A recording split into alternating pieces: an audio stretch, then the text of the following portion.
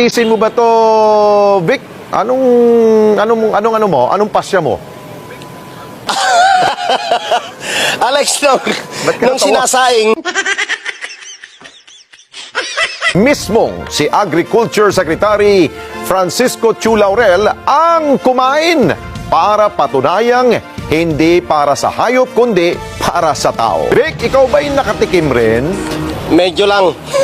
Alex, para patunayan na fit for human consumptions, itong nakatakdang 20 pesos na kada kilo ng bigas na ibebenta ng Department of Agriculture, nagsaing mismo sa opisina ng Department of Agriculture at sa harap ng media ay pinangunahan ni Agriculture Secretary Francisco Laurel Jr. ang pagkain nito kasama ang mga opisyal ng National Food Authority.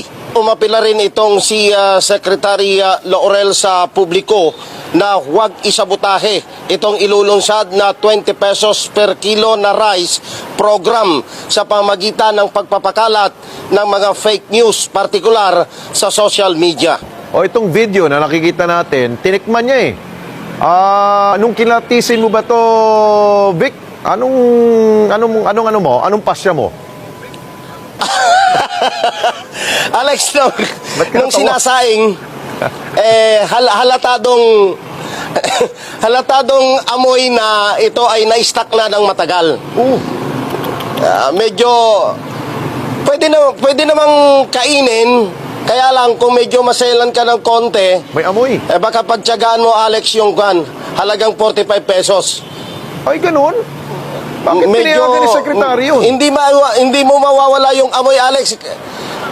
Kasi talaga aminado naman sila, stock na ito 6 months pataas yung stock na yan. 370,000 metric tons yan, Alex, na binili pa last year.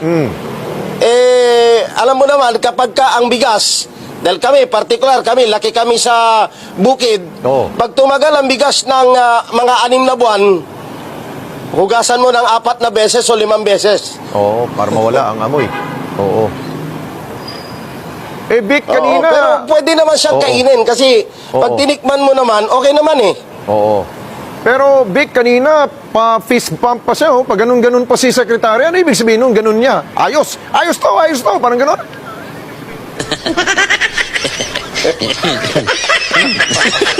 Ayun, oh. Basta ayos yun, Alex. Pwede nang pagtiyagaan.